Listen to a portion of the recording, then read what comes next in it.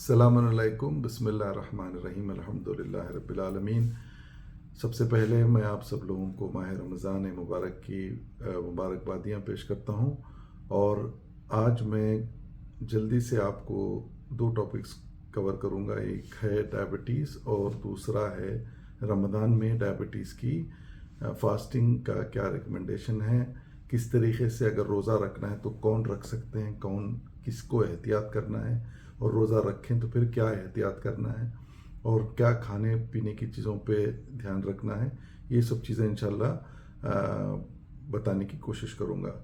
सबसे पहले जैसे आप सब लोग जानते हैं, बड़ी तेज़ी से ये बीमारी जिसे डायबिटीज़ या शुगर कहा जाता है बड़ी तेज़ी से दुनिया भर में फैल रही है। ये बीमारी हिंदुस्तान में और ज़्यादा तेज़ी से फैल रही है। इसके कई वजूहात हैं, उसमें जाने का वक्त नहीं है, लेकिन ये एक तरफ बीमारी बढ़ रही है, कम से लोगों में ज़्यादा ये बीमारी देखी जा रही है। तो अब ये सवाल पैदा होता है कि अगर रमज़ान चालू हो गया है, अभी हम रोज़ा रखें या ना रखें। एक तरफ इस्लाम में ये कहा जा रहा है कि कुरान में बिल्कुल साफ साफ है कि O you who believe fasting is prescribed to you as it was prescribed to those before you so that you can learn तक़वा। ये सूरह बकरा की आयत है। और फिर दूसरी तरफ उसी सूरह बकरा में ये भी ज़िक्र होता है कि ये there is an exemption for those who are diseased, और जो बीमार हैं या फिर वो लोग जो सफ़र कर रहे हैं, इनके लिए एग्जेम्पशन भी दिया गया है। तो एक तरफ शरई मसला है, दूसरी तरफ मेडिकल मसला है। तो हमें इसमें करना क्या है? तो अगर रोज़ा रखना है तो कौन रोज़ा रख सकता है? रोज़ा वो लोग रख सकते हैं जिनकी शुगर बिल्कुल कंट्रोल में है। कंट्रोल के माने क्या? अगर आपका HbA1c जो 3 महीने का टेस्ट कहलाता है, अगर वो 6-7% के आसपास है या 7.5% है, 8% के अंदर है, तब आप रोज़ा रख सकते हैं। और अगर आप इंसुलिन बहुत सारा नहीं ले रहे हैं तब भी रोज़ा रख सकते हैं। कुछ मरीज़ हैं जो स्मॉल डोजेज ऑफ इंसुलिन पे हैं, 5-10 यूनिट 20 यूनिट, वो लोग रोज़ा रख सकते हैं। लेकिन अगर वो दोपहर में इंसुलिन ले रहे हैं फॉर एग्जांपल, तो रोज़ा नहीं रख सकते, क्योंकि इस बीमारी के कुछ नुकसानात हैं जो रमज़ान में उजागर हो सकते हैं। जैसे कि आपकी जो है बिल्कुल लो शुगर हो जाए, दवा खाई है, खाना नहीं खाया, तो फिर लो शुगर के इम्कानात बढ़ जाते हैं, प्रोबेबिलिटी बढ़ जाती है। दूसरी तरफ डिहाइड्रेशन माने पानी का कम होना जिस्म में, ये मुश्किल आ सकती है। तीसरी तरफ शुगर बढ़ सकती है क्योंकि आपने सही से दवा ली नहीं, आप सोच रहे हैं कि लो शुगर ना हो जाए तो आपने दवा बंद कर दी या कम कर दी डोज अपने से बिना डॉक्टर से मशवरा किए, और ये शुगर बढ़ सकती है। अब सबसे इम्पोर्टेंट जो प्रिंसिपल, जो सबसे मेरा की मैसेज आज का ये है कि आपको इस बात को ध्यान में रखना है कि रोज़ा आपको बीमार बनाने के लिए नहीं आया है। रोज़ा असल में आपको हेल्दी बनाने के लिए आया है, आपको सेहतमंद बनाने के लिए आया है। ये बात साफ साफ वाज़े बिल्कुल हदीस सल्लल्लाहु अलैहि वसल्लम है, प्रॉफिट मोहम्मद सल्लल्लाहु अलैहि वसल्लम की हदीस बिल्कुल वाज़े है कि fast and you shall become healthy. तो रोज़ा आपको सेहत देने के लिए आया है, रोज़ा आपको बीमार करने के लिए नहीं आया है। तो अगर आप रोज़ा रख सकते हैं तो सेहत के साथ रोज़ा रखें। अगर नहीं रखा जाता है तो किस टाइप के लोगों में नहीं रखा जा सकता है? टाइप 1 डायबिटीज़ पेशेंट्स जो बिल्कुल इंसुलिन के बगैर उनकी ज़िंदगी मुमकिन नहीं है, उस टाइप के लोग, या पहले बताया मैंने इंसुलिन इंजेक्शन अगर 2 से ज़्यादा मरतबा ले रहे हैं दिन में, या शुगर बहुत ही पुअर कंट्रोल में है, 8% से ज़्यादा A1C है, या जो लोग जिनकी शुगर लो हो चुकी है, पास्ट हिस्ट्री है कि बार बार लो हो चुकी है, या वो लोग जो हॉस्पिटलाइज हो चुके हैं पिछले 6 महीने में, या हाई शुगर की वजह से या बहुत लो शुगर की वजह से, दोनों एक्सट्रीम्स में, या जो लोग जिनकी शुगर की वजह से ऑलरेडी किडनी या फिर आंखों पे या हार्ट पे उसका असर हो चुका है, या वो लोग जिनके पैरों में जैसे ज़ख्म बन चुका है जिसे डायबिटीज़ अल्सर कहा जाता है, वो अगर हो गया, या फिर आखिर में हामिला औरतें जो प्रेग्नेंट वुमेन होती हैं उनको भी हाई रिस्क कहा जाता है। तो ये लोग तो बिल्कुल फास्ट कर ही नहीं सकते।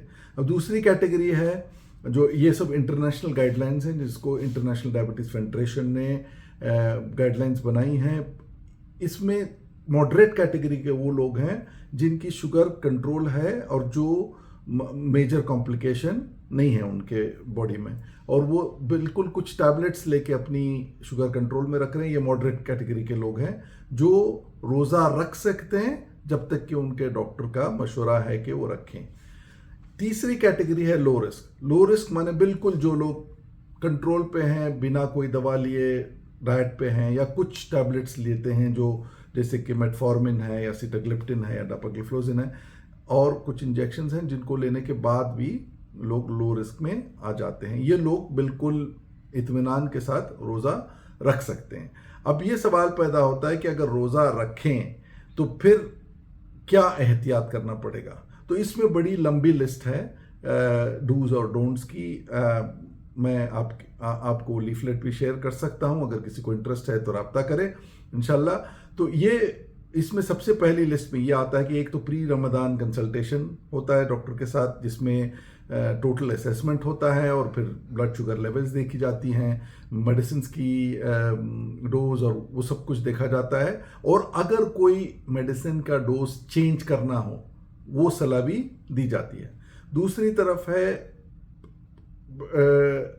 ईटिंग हैबिट्स, क्योंकि ईटिंग हैबिट्स कंप्लीटली चेंज हो जाती हैं। आप 3 मील ले रहे हैं दिन में, ये इस दौरान 2 मील लेंगे, और 2 मील का फासला भी काफ़ी ज़्यादा होता है। फास्टिंग के दौरान 15-16 आवर्स ऑफ फास्टिंग पीरियड होता है, जिसमें कुछ मेडिकेशंस का लेना मुश्किल हो जाता है। और फिर आपको ये भी करना है कि बहुत कम खाएं या बहुत ज़्यादा दवा ले लें तो फिर लो शुगर हो जाएगी, जिसका रिस्क मैंने बताया पहले भी। और रेगुलर टेस्टिंग करना भी ज़रूरी हो जाता है।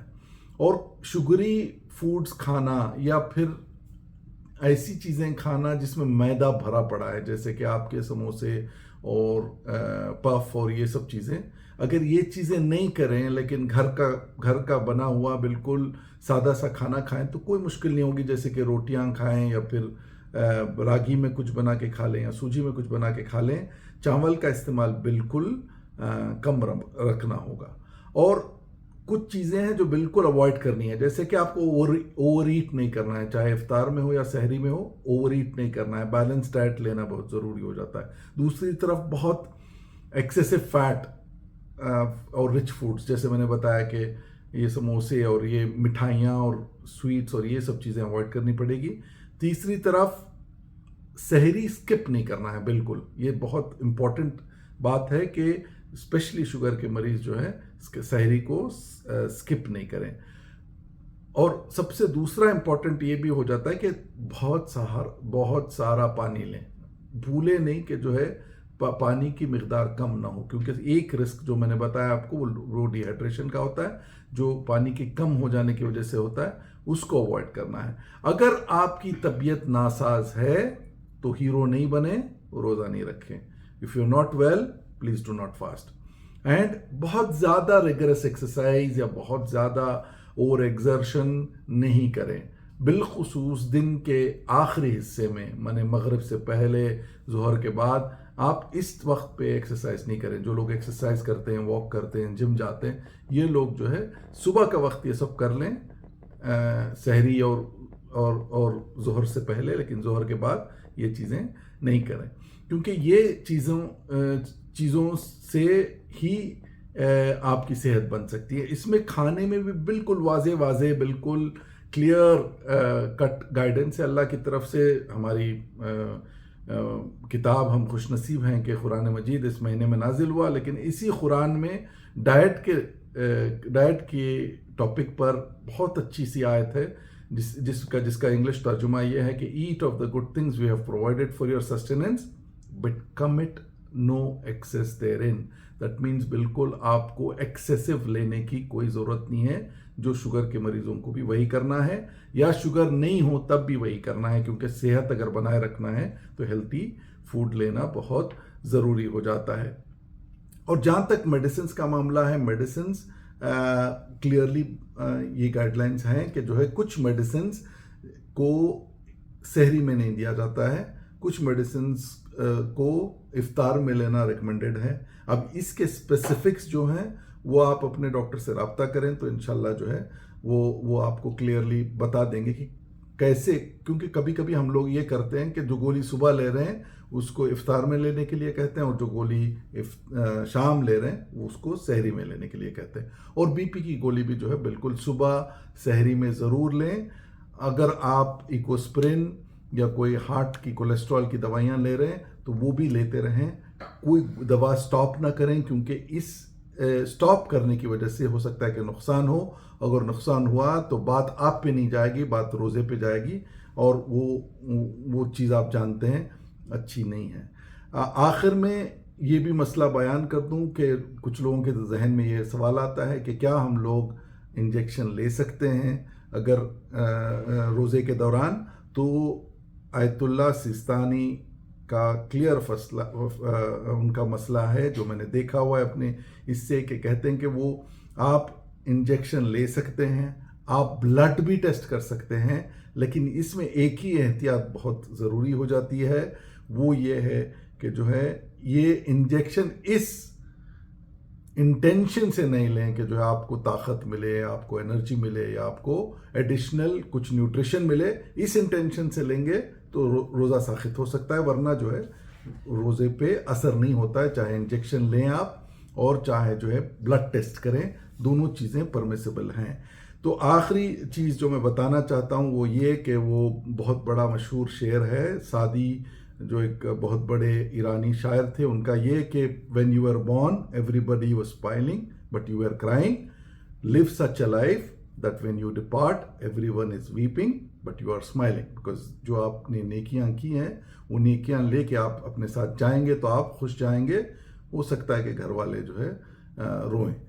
تو یہ جو زندگی کا پیراڈائم ہے اس کو مد نظر رکھتے ہوئے آپ سب کو رمضان کی مبارکباد اور وش یو اے ہیلدی رمضان. خدا حافظ.